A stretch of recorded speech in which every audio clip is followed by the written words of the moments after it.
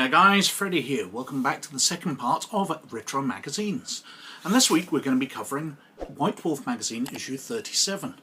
Because for these first 3 episodes of this, I'm going to be following the article which started in the last issue, The World of Future Darkness, which is 3 parts between the previous issue, this issue, and the next issue. But after that, I'm going to go on to other magazines. I'm going to be going on to some old Imagine magazines, Arcane magazines, even some White Wolves and Dragon magazines over the years. Because these magazines had absolutely amazing articles, full adventures, supplements, rules editions, new classes for Dungeons & Dragons, and coverage for so many role-playing games which are now long forgotten and long out of print. They're absolutely fascinating looks into the role-playing world of the 1980s and 1990s. Now, as usual, this will be going up for Patrons a week early, and I'm going to be sharing some of the articles with them for commentary through a shared folder where I'm going to scan in some of the parts of the magazines for us to chat about. So if you'd like to be part of that, check out the Patreon in the description down below. And you can see which level you can join on and how you can get access to all that fun stuff. Anyway, let's have a look at White Wolf Magazine, issue 37. So, this is White Wolf Magazine number 37, which came out in August of 1993. Remembering, of course, that White Wolf Magazine at this time period was bi-monthly, so it was only coming out every 2 months. Now, as I mentioned before, it says 7 years of independent role-playing coverage, but it is by White Wolf Publishing, so it is heavily based around White Wolf games, The World of Darkness, Ars Magica, etc. But that's a wide range of games, and they do support lots and lots of others, so it is a fantastic resource. Now, breaking into it straight away, I move it right over here, because we've got a big gatefold advert for Blood Pit, the game of gladiatorial combat, by White Wolf Connect. If you have an IBM compatible computer and a modem, then you are ready to enter the Blood Pit. Now, I have no memory of this game at all. I have no idea if it's successful or not. We've also got in here a pamphlet allowing you to register for the second masquerade at the Harrisburg Marriott. So, for the blood of Cain, as the Guru raged to save Gaia, the kindred hunger for the most potent of vitae. So, live role-playing or tabletop demonstration, some kind of convention. For Blood Pit, we've got a character with lots of information about them. But we carry on inside, and we've got a very nicely illustrated contents page. This artwork is absolutely glorious. I really do like it. I'm not sure which game it's for, but absolutely beautiful. We've got the runes section, which is the editorial, basically. I do find it interesting that they comment in here, and aside from Rua Control, there seems to be a theory floating around the game industry that White Wolf was founded on large amounts of investment capital or family money. That isn't the case. We have extremely generous and giving families who are able to loan us enough money to finance the printing of our first products. From there, the money has been internally generated. Well, I find that a really strange rumour, because, Stewart, Wieck, and Mark Rainhagen, I'm not sure I've got these names the right way round, but they were well known within the role-playing industry. Mark himself was very heavily involved in the development of Shadowrun, which is where the dice pool mechanics, which went over to the World of Darkness, Vampire, etc., kind of got their prototyping for. So I find it really unusual that people would accuse them of being funded by an investment capital company, because they were just gamers. Anyway, carrying on through, we've got from the pack, letters from our readers. So we've got letters page, an advert for Exo Squad, Playmates Toys, which look to be more kind of thing I would remember from the 70s, but they do look very cool. And then we're straight into a Pendragon adventure, The Treasure of Galilee, where we talk about the characters, and they are basically rescuing treasure from a ship, the Galilee, which has been wrecked on the shores of their country. But there's loads of things in here, stats for various characters, a fantastic introductory adventure for Pendragon, or a fantastic adventure just for Pendragon. We've got Flagship, the Spokesman Speaks, excerpted from Flagship Magazine. So talking about different types of games here. We've got a large advert for Dream Park, Dream Park Corporation's interactive gaming system. Now, Dream Park, of course, was a role-playing game from this period, where you were going inside a sort of Jurassic Park, Westworld type area, and you were playing various games within this. So it was a multi-genre game, because one week you'd be playing a science fiction game, another week you'd be playing a fantasy one, but they're all within this Dream Park interactive gaming system. I do like things here. Note in applying for membership in the Dream Park Builders Club, you are acknowledging that Dream Park may never actually be built. In such a case, you are agreeing to make no claim regarding membership dues paid. Life membership card. Kind of cool stuff. Very nice. Then we've got an introductory adventure for Mage, which is obviously one of their newer products.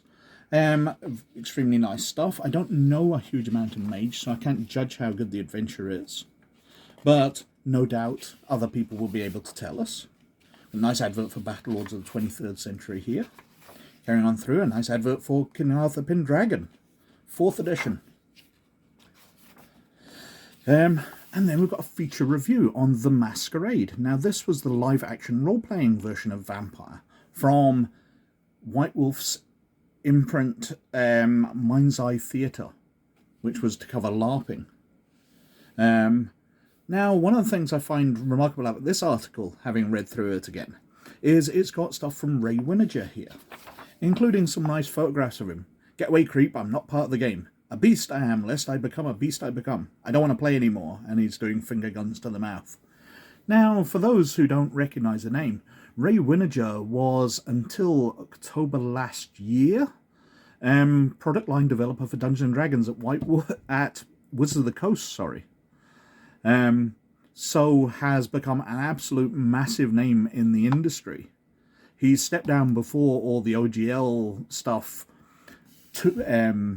destroyed Wizards' reputation, and many people see that Ray leaving Wizards was perhaps the start of a more corporate move. But he's a total gamer. You can see here he was right into gaming for the last 30 years. So we've got an advert for Cult. A feature review for Earthdawn, which they don't rate too highly, which I'm disappointed at, because Earthdawn is one of my favourite fantasy settings, as I've said many times. It's got a very detailed review. Carrying on with comments from Sam Chupp here. There's an advert which is upside down here, and it comments at the bottom, BLT Incorporated have requested that the ad be placed upside down to draw attention. This is not an error. Then we're after the Earthdawn review, we're on to Underground. Obviously we've got the subscription form here. A long, detailed review of Underground, which is very cool, including Mark Rainhagen. I can't remember which way I got his name earlier, but Mark Rainhagen's the proper name, whatever I said. His review of it. Goodness gracious, what has happened to Mayfair? Something's got into them as late. First the Rolaids Demons thing, and now this. What's going on there? Aren't these the train guys? Because Mayfair Games was more wargaming, more traditional gaming rather than role-playing, and now they're coming out with very edgy stuff like Underground, which had in the last issue that massive advert, and Demons additions to Dungeons & Dragons. A list of the winners of the Origins Awards. Best Play My Mail Game, Middle-earth. Best Modern Day Board Game, Hacker from Steve Jackson Games. So many cool little things. Best Military or Strategy Computer Game, Sid Meier's Civilization. Best Miniatures Rules, the Star Wars Miniatures Rules from West End Games. Best Role-Playing Rules, Vampire the Masquerade. We've got the Artist Spotlight this month. Barbara Amata. Some very nice pictures from her. I do like her style a lot. And then we've got the World of Future Darkness by Deirdre Brooks, Part 2. Now this one features on Kindred in Night City, and what of the different clans have taken effect. It's going into much more a detailed dig down on the vampires of Night City. So we've got individual stats here for them. Lots of details.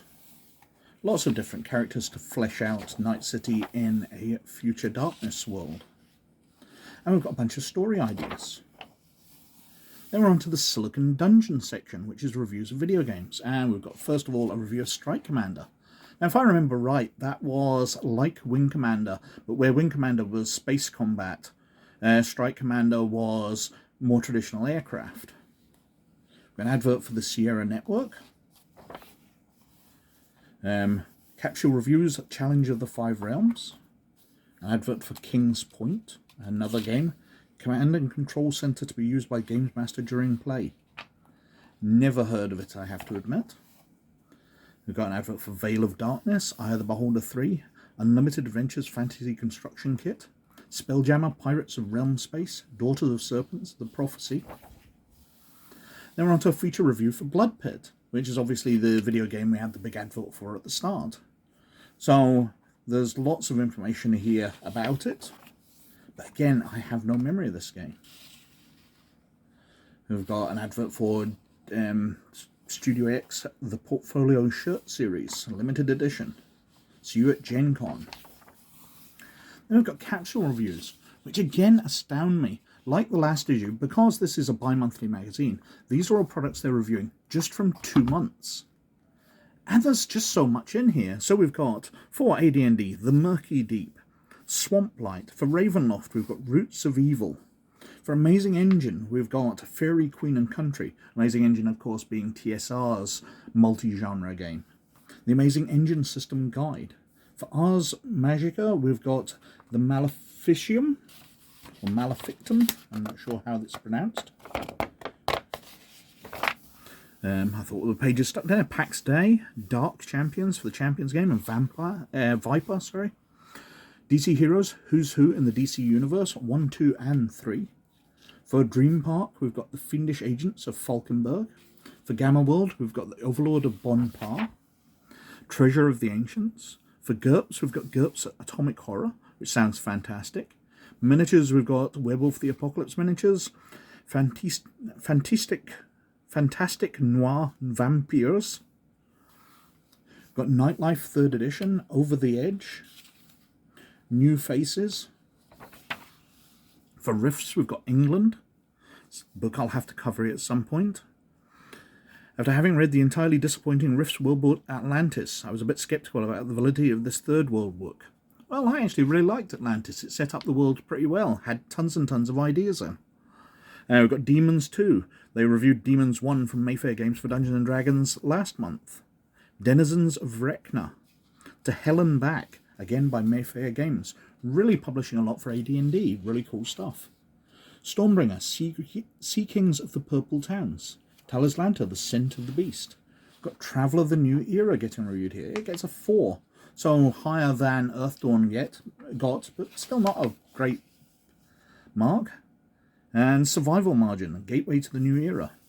For Werewolf the Apocalypse, we've got Rage Across New York. And for Vampire the Masquerade, we've got The Player's Guide to the Sabbat. And as usual, we've got the top 20 games lists here. Rifts England taking top place in April. Complete Book of Humanoids. The Mercenary Handbook by Faza. Monstrous Manual. Under a Blood Red Moon. Absolutely fantastic crossover adventure between werewolf and vampire. Had loads of fun playing that one. So many memories here. Supernova, which I covered on the channel fairly recently. In June 1983. And we're coming up to the next month page, basically, on the horizon. The concluding installment of World of Future Darkness. Articles from 2 separate authors will provide Shadowrun material, especially for the readers who had to go cold turkey this issue after the excellent 5-part adventure concluded in issue 35. New powers for physical adepts and new adept organizations are presented. So very cool stuff indeed. Dice Not Included returns next month with a story of samurai in remembrance of spring. Halloween was celebrated with more than a story for Dark Games, Vampire and Cyberpunk. We'll also have a story for Lost Souls. And our feature review will be Mage the Ascension, 3rd game in the Storyteller system. We've got the Advertising Index, a very nice advert for 40k new box set edition. And on the back, a very, very lovely advert for Earthdawn. I think it's the same one as last month. Very dark art with a horror in it. Heroes obviously down plundering a care. Fantastic stuff. Now, I continue to be absolutely astounded by the range of materials in these magazines. There's just so much to love. There's so much value you get out of picking up a magazine. You're getting adventures for all these games. You're getting glimpses into games you've never got. Plus so much material for the games you do have. Anyway, as usual, I think I've whittled on for quite long enough. So thank you very much for watching. But as always, most of all, you look after yourselves. And I'll catch you later. Bye now.